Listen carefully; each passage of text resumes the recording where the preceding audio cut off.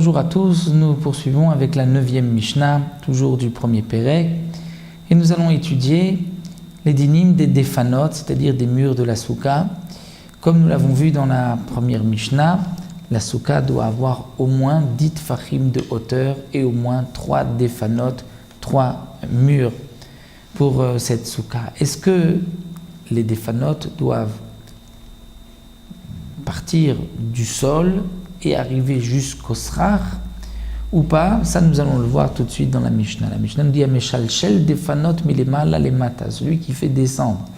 C'est-à-dire, il commence par ranger les defanot, le mur de sa souka par le haut, et donc il descend milemala lemata, donc il commence par le haut, proche de l'endroit où il va poser le srar, et il descend vers le bas.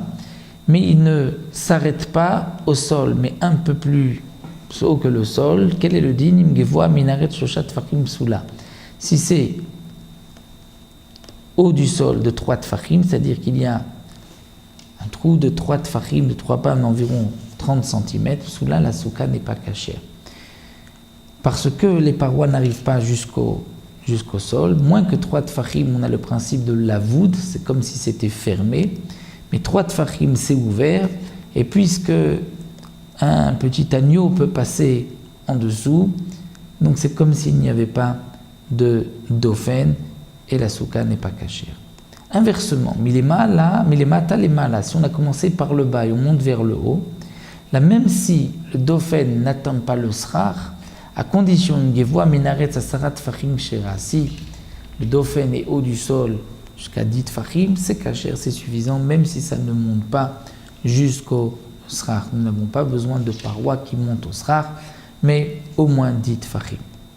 Rabbi Yossé, lui, n'est pas d'accord et pense que Keshem shim lemata lemala sarat tfachim, karmi lemala lemata sarat tfachim. De la même manière que du bas vers le haut, c'est suffisant 10 tfachim, du haut vers le bas, c'est aussi suffisant, même si le dauphin n'arrive pas jusqu'en bas, jusqu'au sol, et qu'il y a plus de 3 tfachim, malgré tout, c'est cachère puisqu'il y a 10 tfachim, valant de à peu près 1 mètre de paroi, même si ça n'arrive pas jusqu'en bas, même s'il y a plus que 3 tfachim, et qu'un guédi, un agneau peut passer, pour Rabbi Yossé, ça ne le dérange pas, puisque même une mechitza suspendue est considérée comme une mechitza, comme une paroi.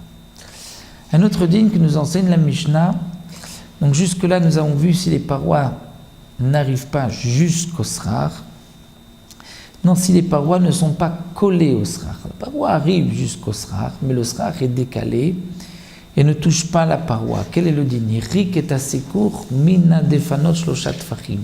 Si c'est éloigné, le srar commence à 3 tfachim du dauphin du mur, la psoula c'est pasoul, puisque on ne peut pas considérer que le dauphin soit le mur de la souka, étant donné qu'il y a 3 tfachim entre le srar et le dauphin, et donc dans ce cas-là, la souka est psoula. C'est le din donc des 3 tfachim, que ce soit au milieu de la souka, lorsqu'il y a un vide de 3 tfachim, ça coupe donc la souka en 2. Moins que 3 tfachim, c'est comme si c'est fermé. 3 tfachim, ça coupe en 2. Bien sûr, dans certains cas, la souka peut rester cachère s'il y a de chaque côté 3 defanot, ou là où il y aura 3 defanot, c'est cachère.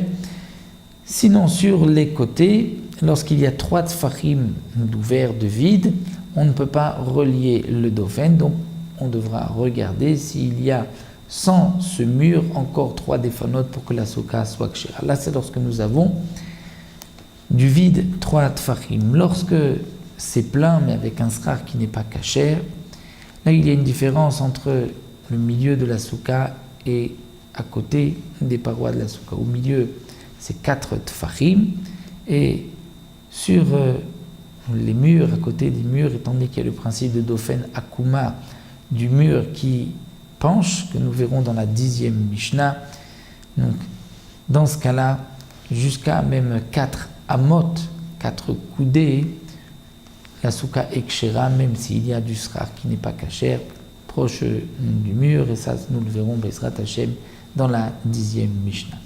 Donc là le Tana nous a enseigné le din des defanot, Est-ce qu'elles ont besoin d'arriver jusqu'au srar? Nous avons vu que non, mais elles doivent partir du bas du sol ou au moins des 3 tfachim, puisque la halakha est comme Tanakama et non pas comme Rabbi Yossi.